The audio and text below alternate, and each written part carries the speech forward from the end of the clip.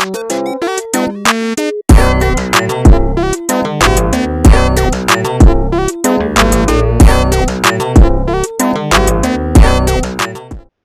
evening, everyone. I, Dokkada Durgaditya, Secretary of IEEE EDS SB Chapter at Acropolis Institute of Technology and Research, and I am honored to be moderator for today's IEEE DL session.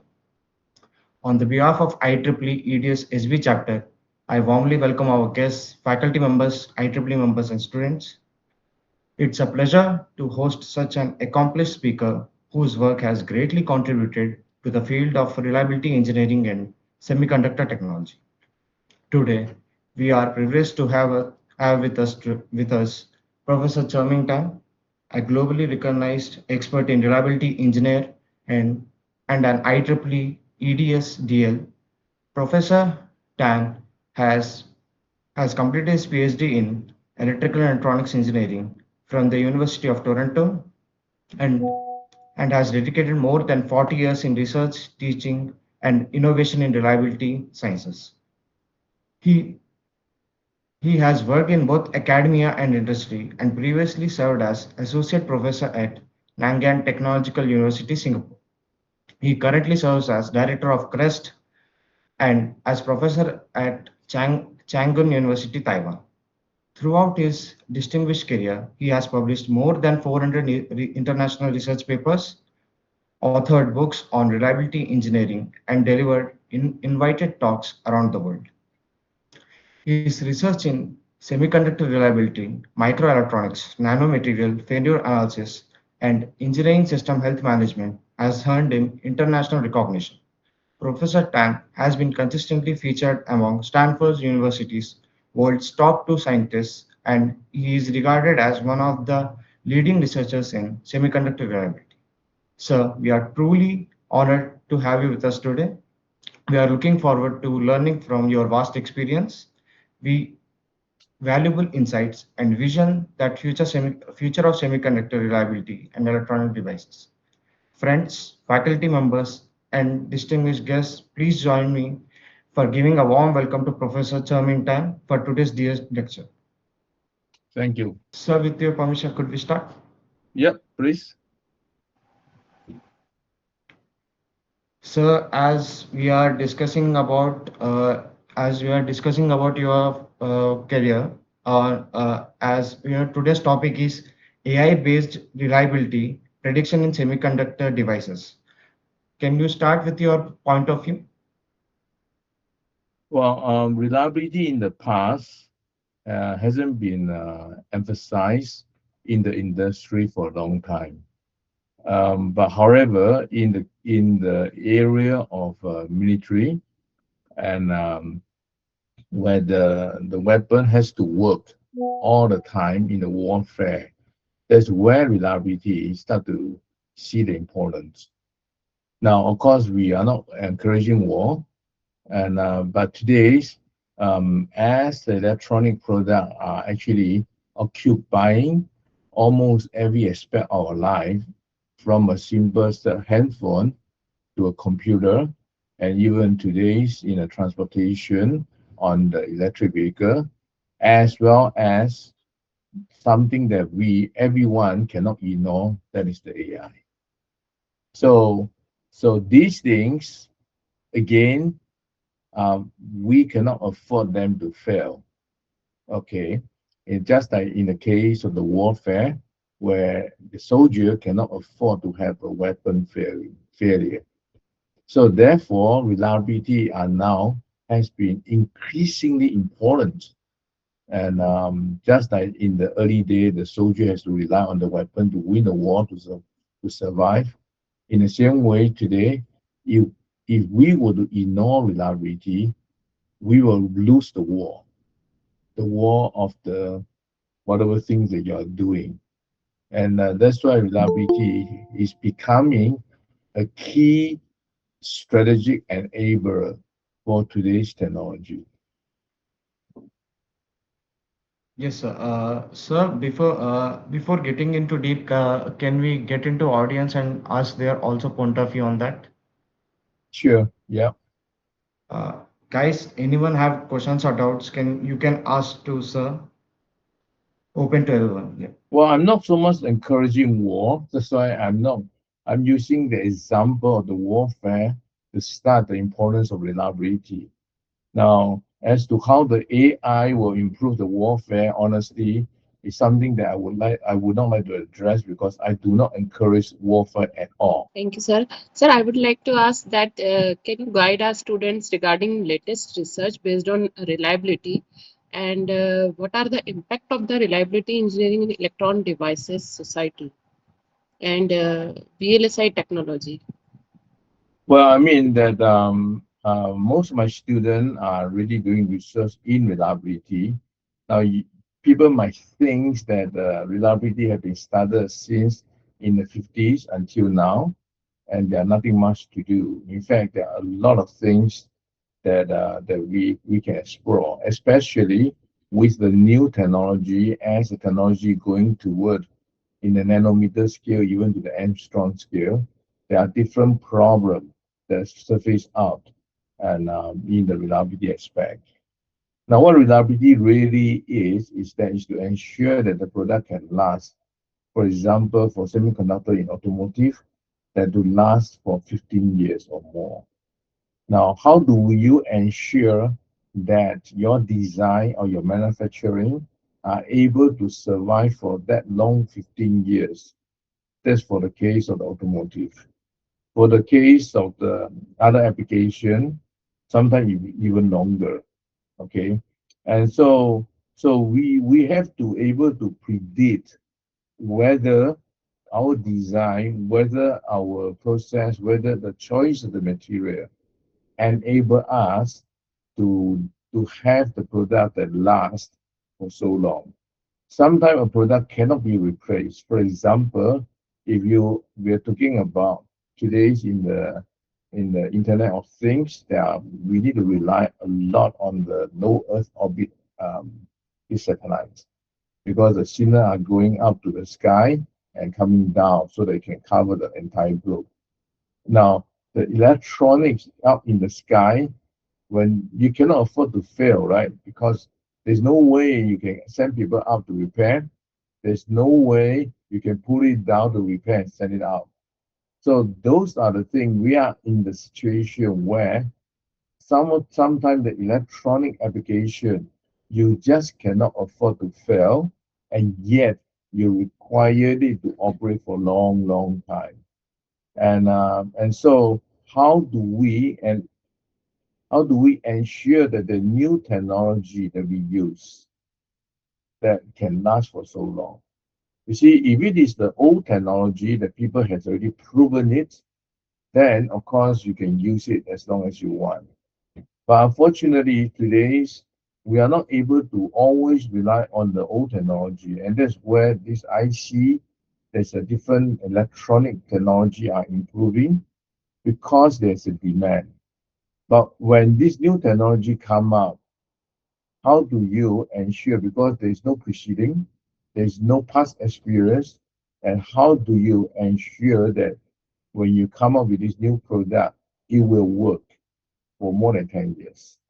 And that's where reliability research is to work together hand in hand with the R&D engineer, with the design engineer, with the material engineer to see that whatever choice they have made are able to make the product at the end of the day can last that long.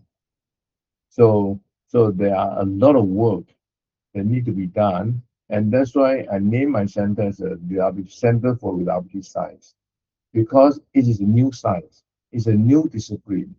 It's not like physics, it's not like chemistry. It is a gel, an integration of physics, chemistry, material science, electrical engineering, mechanical engineering, mathematics, statistics, and even quantum mechanics all together in order to be able to see how things will degrade, how they interact with the environment. And so it is a very big discipline which encompasses all the different sciences, but from the perspective of the device failure. So this is a very multidisciplinary and it's also a very difficult subject because You cannot say that I know electrical engineering, therefore I know reliability. Unfortunately, the answer is no. Or someone can come and say, I know material engineering, therefore I know reliability. No, this is not. You have to know those things as a basic. You have to know the IC design as a basic before you can do reliability. Yes. Thank you, sir. Yeah. Can we relate FinFET technology with the reliability engineering, sir? Of course, FinFET is just another new devices. And bottom line is that every devices, even the FinFET or even the nano switch and even the chiplet, all those things, they have reliability. Okay, so in a sense that if you are a person in reliability like me, I got endless things to do because almost everything has their own reliability science associated with it. It is interesting, but it's also challenging. Yes. Thank you, sir. Yeah. One more question I would like to ask that nowadays we are working with the different nanometer technologies. So, how can we basically practically differentiate these technologies in terms of the design or in terms of the advancement in the artificial intelligence and the robotics if we are using? Well, you see, AI is not a software, honestly. Okay, AI need to work together with the hardware. Now, of course, if you're using the AI for documentation, you AI for writing a report or write music, all those things, that's a different story. I'm talking about an AI, for example, as you mentioned, the AI will trigger to activate the robot, for example, and or the AI to help the self-driving car. So there is an interface between the AI and the hardware, and it becoming more and more often that people are using the AI for a lot of things that we do, and therefore we need the hardware, either the sensor or actuator, and to receive the command. And also for the AI able to do the computation, it must have a database. It must able to link to the database. It must able to communicate with the database. And then the database are stored into the memory, so-called the HBM, high bandwidth memory. So all those things have, although the software itself may not have the reliability because there is a code, but then whatever thing that they do, they are reliability. There's the memory reliability, their transmission reliability, and then their sensor reliability, their actuator reliability, and all those things. So when we look at when we talk about the AI, we do not look at the software itself because you need the hardware to work with the AI.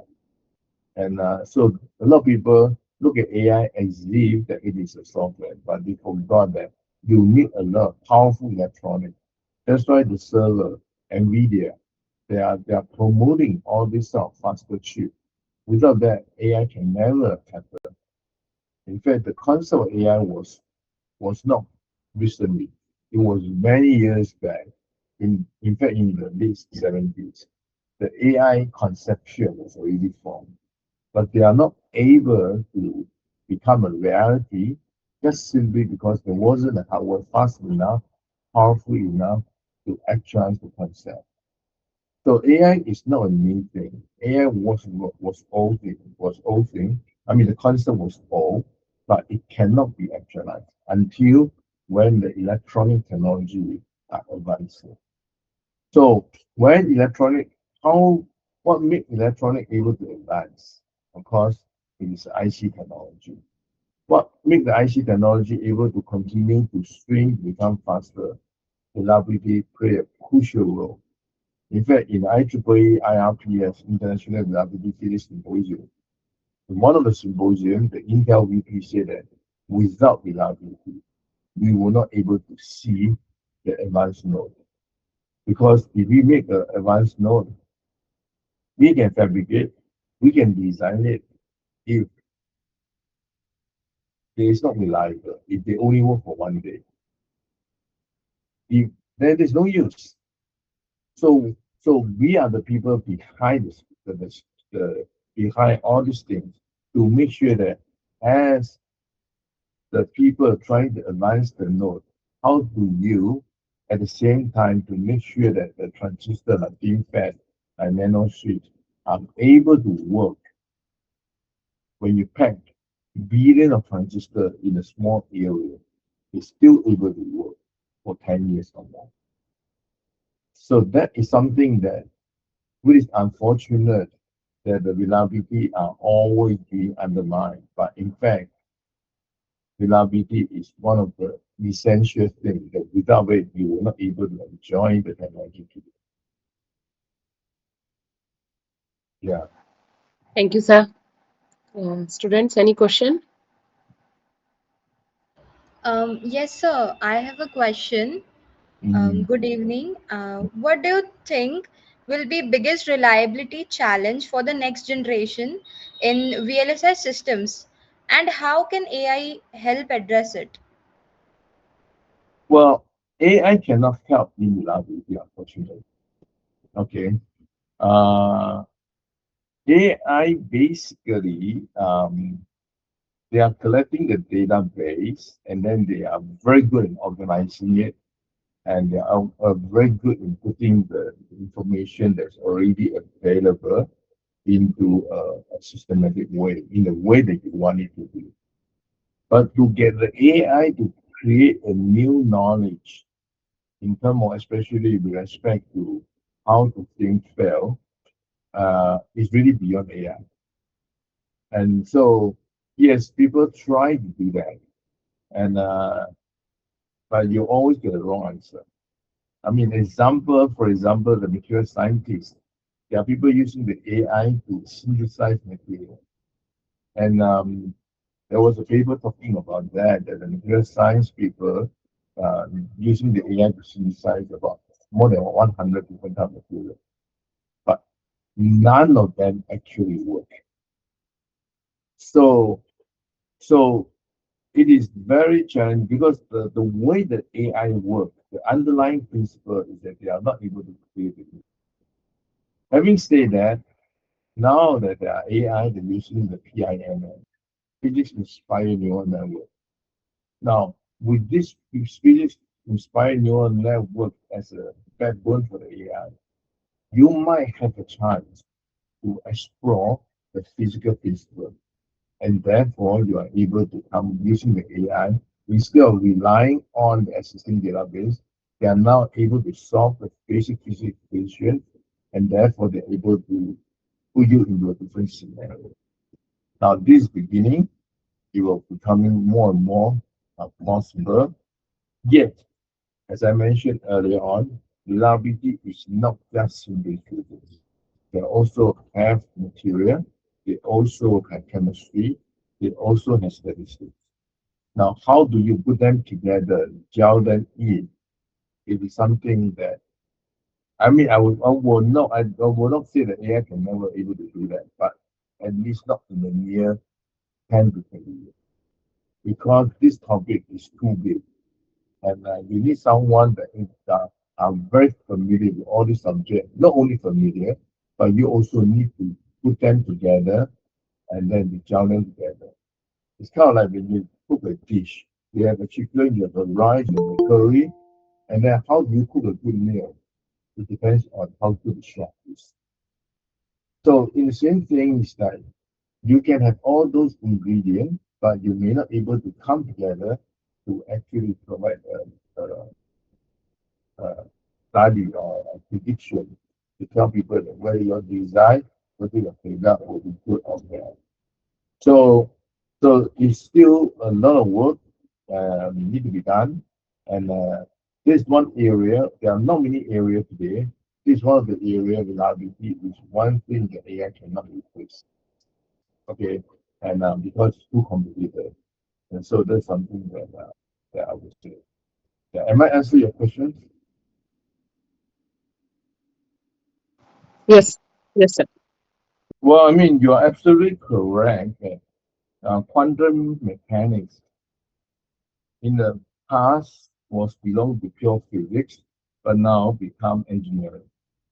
And so there is a reliability aspect to that. So for me, for example, because my background, I'm a quantum physicist, and my PhD is quantum mechanics. So I'm currently using quantum mechanics to look at what you say, how the atom separate themselves, how the atom move under the different environment, operating environment that is supposed to, let's say, supposed to go from left to right at a certain speed, and then because of the heat, and then and so the atom may not go that fast or may get scattered, or maybe even the chemical bonding between this atom and another atom are actually being stretched. So, so, so there'll be phase change of the material. There will be atomic reorganization of all those things. These are something that I'm doing the calculation by using quantum mechanics physical calculation to look at under the different environmental conditions how the molecular structure will change. And therefore, when you change the functionality of the material, and therefore the functionality of the device will change. So you're right. This is a new challenge for us in the reliability field to look at when the device today is such a small little scale, and then how do we predict that?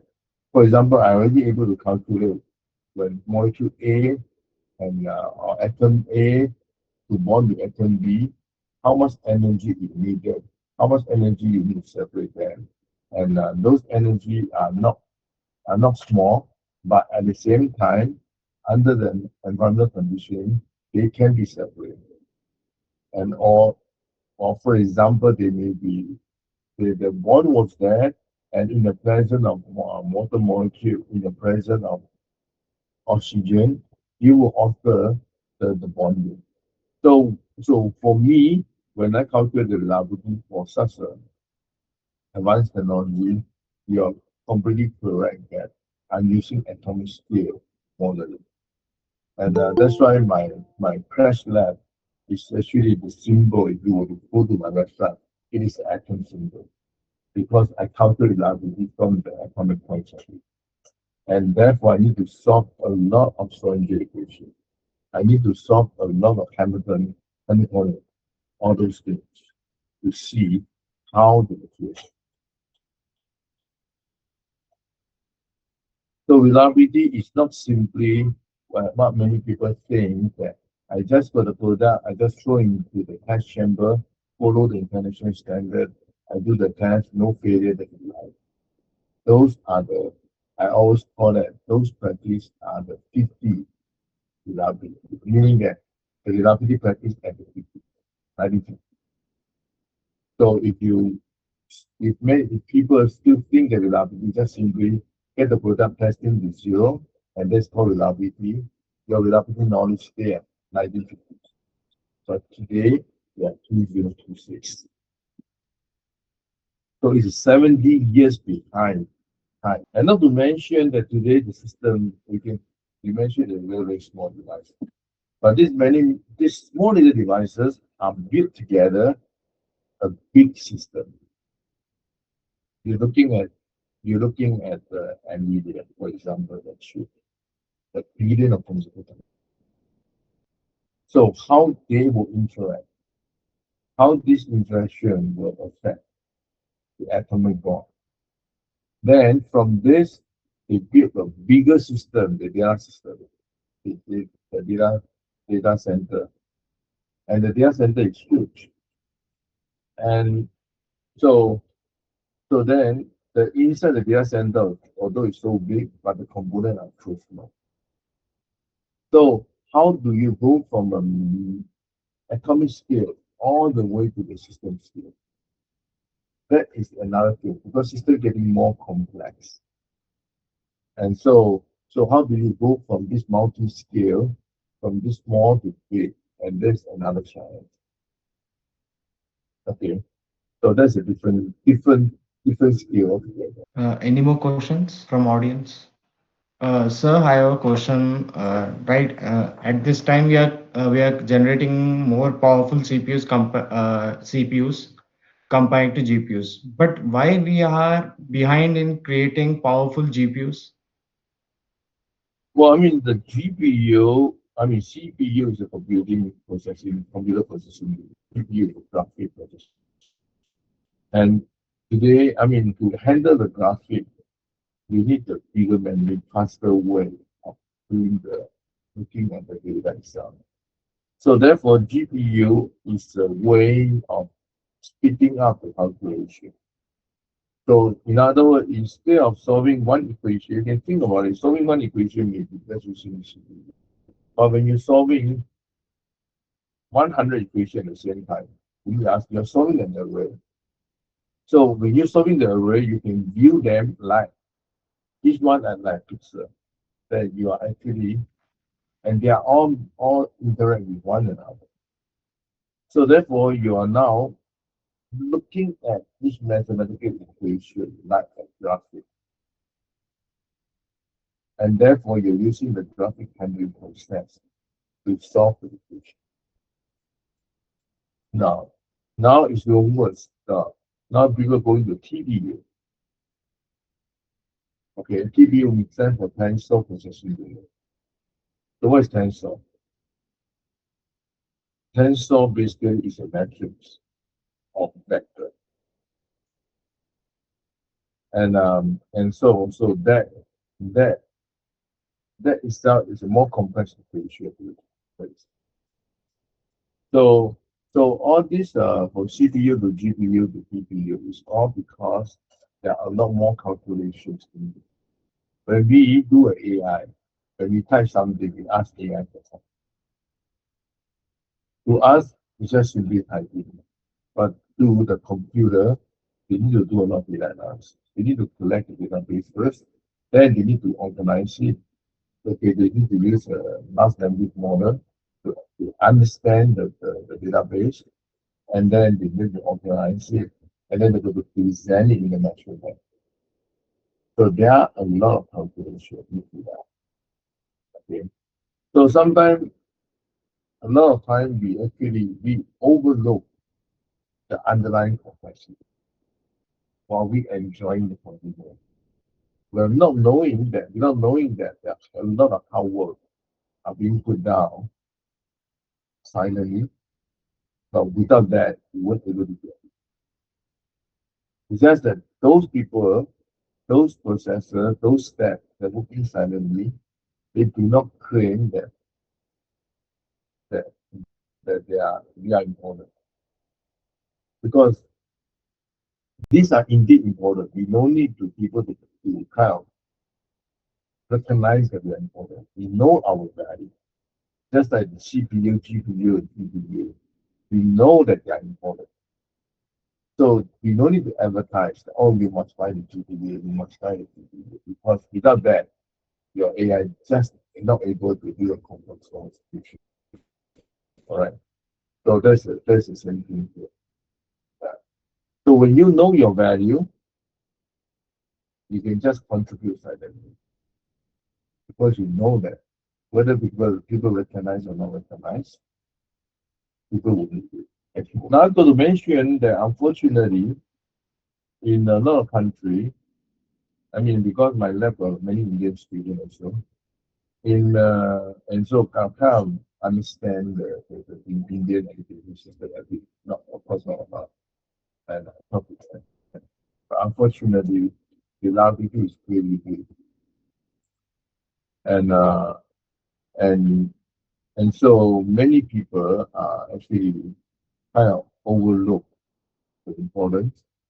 Then the people do not have the concept that I want to build things to last, but rather you build things to show that it works and that's it. How long it lasts, that is not in your mind. And that unfortunately will not work if you really go to the industry.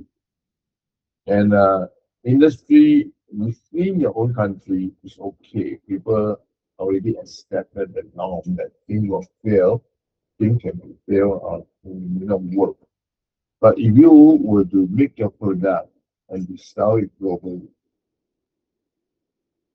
other part of the world do not accept the thing that only work for some. And so you might invest a lot of money to get the technology, to learn the technology for elsewhere. But you can copy, you can buy the same machine, buy the same, maybe even copy exactly the design, but whether it will last, you know, it may not last. Because unless you have the mindset of how to do things in a reliable way, otherwise your product may last, it may not last, it become more like a luck rather than systematically you're saying your product. And no one would like to spend millions or billions of dollars to buy from you with a luck that you do. So, so this is very unfortunate that the education system do not see reliability as something that is crucial for an economic operation. However, other countries start to see, and that's why there are a lot of talk, a lot of research in the reliability.